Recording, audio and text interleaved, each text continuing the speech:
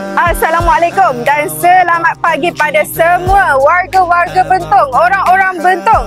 Hari ini HQ Asma telah menyediakan 100 pack makanan untuk korang semua sarapan pagi.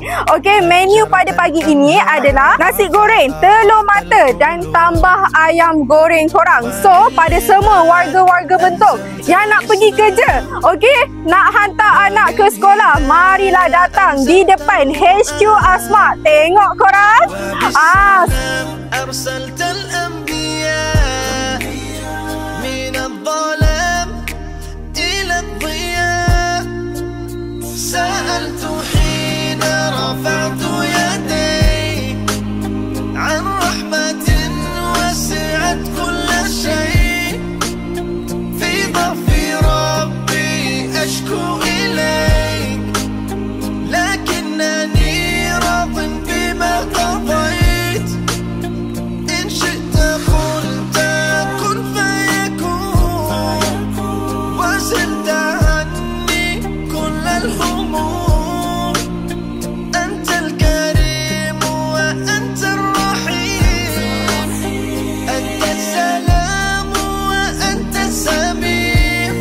Majestic and mighty, the King of the worlds, the Lord of creations and the heavens above.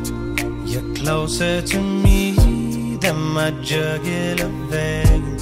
You answer my prayers when I'm hurt and in pain. And in return for worship and love, give eternal peace beyond earth. And all around we see all your signs.